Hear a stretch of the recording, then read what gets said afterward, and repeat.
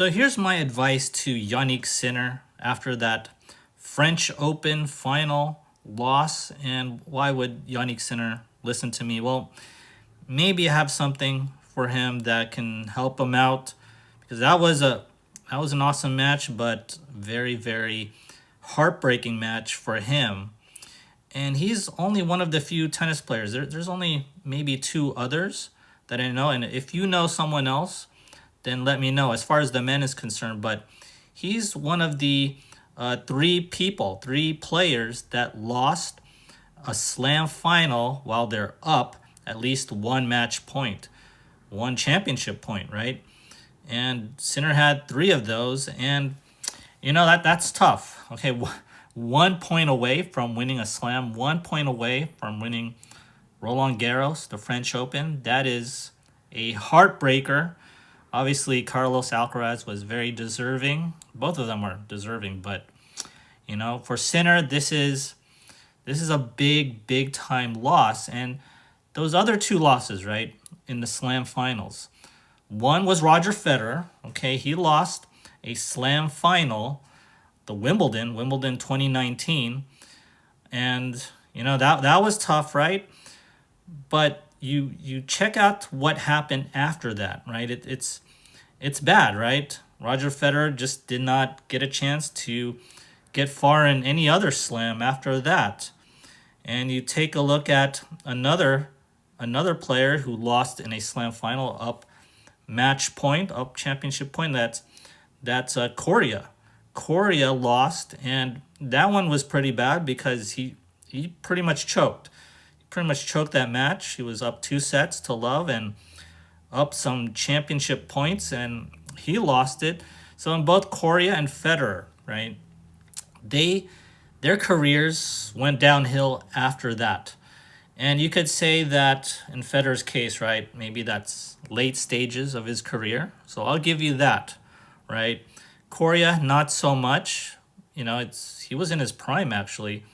And then Rafael Nadal came about, right? So, you could say that, right? But, Coria was there to win some slams, at least win that French Open. And, both times, right, those, their careers were just pretty much tanked after that. Will we see Jannik Sinner, will his career tank? Well, I don't think so. I don't think his career will tank, but he's in a very precarious position right now. So here are the three things that may happen to Sinner as a result of that French Open final. And the first thing is that Sinner may be more prone to losing or being upset in a slam or in any tournament for that matter, but I think he's now more prone to be upset in a slam, early in a slam, maybe third round, fourth round, so, because of that French Open loss, think about it for a minute. That is a major loss, being up match point, right? This is not any match where it's a ATP 250 or whatever tournament, or maybe even like a slam semifinal or a slam quarterfinal. This was a slam final. You are 1 point away from winning a slam, and you just could not capitalize on it. Can't capitalize on triple championship point, right? That could have a heavy effect on you. And again, from Federer's perspective and Coria's perspective, their careers went down after that slam final loss. This was a big one, and so this might happen when he goes into another tournament, another slam. He may lose early. The second thing that may happen to Sinner is that he may never ever win the French Open at all. This may be the closest that he will come to winning the French Open, just 1 point away, right? Because now Carlos Alcaraz, now I think he's the favorite to win almost every French Open from now on, right? Who else is out there that can break through? Again, this will have a heavy mental effect, and I don't think Sinner will be able to win the French Open again. And here's the third thing, and here's a big one. As a result of that French Open loss, Sinner may not be able to beat Carlos Alcaraz again in any slam, maybe in any tournament, but definitely in any slam. When he encounters Carlos Alcaraz, he will lose to him, and it could be a tight match. It could be a 5-setter, but he'll still end up losing to him because Carlos Alcaraz has that mental edge. And I believe as of this recording, Carlos Alcaraz is on a winning streak against Sinner, and he's up 8-4 head to head. He owns Sinner. Okay, let's just put it out there. Carlos Alcaraz owns Sinner. So those are the three things, right? He head to head against Carlos. He'll lose to him all the time. He won't be able to win the French Open, and he's now susceptible to early losses in any tournament. So what's my advice to Jannik Sinner to counter all this, to get basically out of his own head and maybe one day beat Carlos Alcaraz and win French Open, stay on top, be the number one player that he is already right now, but I don't consider him number one. He's number two in my book. How to be really the number one player in the world. And this may be counterintuitive, right? Because I think Jannik Sinner here, he's the type of person that, he puts pressure on himself, right? There are some players out there that they love the pressure and they put pressure, even more pressure on themselves, right? Carlos Alcaraz may be not that type of person. He's more of a person that likes to have fun a little bit. Well, I don't think he's the type of person that puts more pressure on himself. But Sinner, I believe with his personality, the way he plays, the way he studies the game, I think he puts a little bit more pressure on himself. And to relieve that pressure, I would advise him basically that it's okay. It's okay to be a slam finalist forever, okay?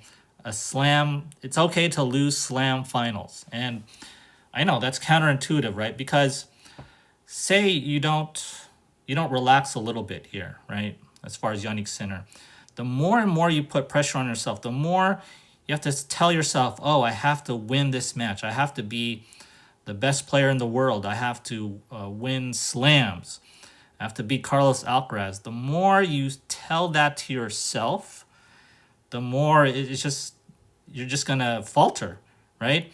It's more, you're doing more damage to yourself, and the more and more pressure that you put on your head, the more that you'll destroy your own game. And I think that's what happens to a lot of tennis players. They really want to win so bad. Obviously, you want to win, right? But if you want to win so bad, it becomes a distraction. And I think that's the trap where Sinner's going through right now. That's the trap. And how to get out of that trap? Well, it's just simply to tell yourself that it's okay. It's okay to be a slam finalist. It's okay to lose to Carlos Alcaraz all the time. It's okay to be really the number 2 player in the world. It's okay if I don't win another slam. I know it's counterintuitive, right? But I think that is the best advice I could give him.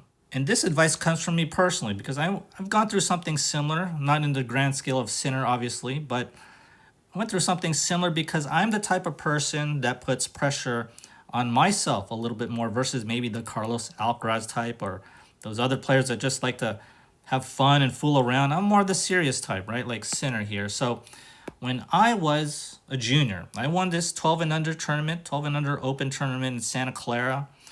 And I thought after winning that tournament, I would be on to winning more and more tournaments, but that was not the case. So for a good 4 years, I did not win another tournament. I kept going to the semifinals of these tournaments, and each time I lost in the semifinals, I thought it was really bad. It was a heartbreaker every time, right? I felt like a failure every time I lost, whether it's first round or semifinals, doesn't really matter. I'd fail, right? So now fast forward to 16 years old, I go to this San Francisco Open tournament, 16 and under now, and again, I go up to the semifinals and I lost. I lost in the semifinals of that tournament, and I thought in that tournament I would win it because I was on a grand run right there. I was beating all these great players, and all of a sudden I lose again in the semifinals. It's just so bad. It's like the worst thing that could happen. And so I cried. I cried a lot. It was a good 1 hour cry, maybe. But I told myself after that good cry that, it's okay. It's okay to be a semifinalist forever. As long as I work hard and, try to do well in these tennis tournaments, then it's okay. If I reach the semifinals, that's okay. I'm a forever semifinalist. And, that relieved the pressure a little bit. That relieved the pressure in me. And I won another tournament after that. I won, the next year, I won another tournament. So, it was a big drought, that 4-year drought. But I think I put pressure on myself more and more and more. And that kind of, really destroyed my game. And hopefully that does not happen to Sinner here, where he just puts more and more pressure on himself. These serious type of players, right? There's a lot of them out there, a lot of tennis players where, they put more and more pressure, but it's not good. You have to find a way to relieve it. And one good way of relieving it is just telling yourself then it's okay. It's okay to be slam finalist. It's okay to keep losing in the finals or whatever that hump is, right? Whatever that thing where you just can't get over. It's okay. It's okay to get that far, and as long as you try hard, it's fine. I know it's counterintuitive, right? It's almost like you're trying to trick yourself, but you have to find a way to relieve that pressure. If you enjoyed this video, kindly do me a favor and hit that like and subscribe button. As always, thanks for watching, and I'll see you next time.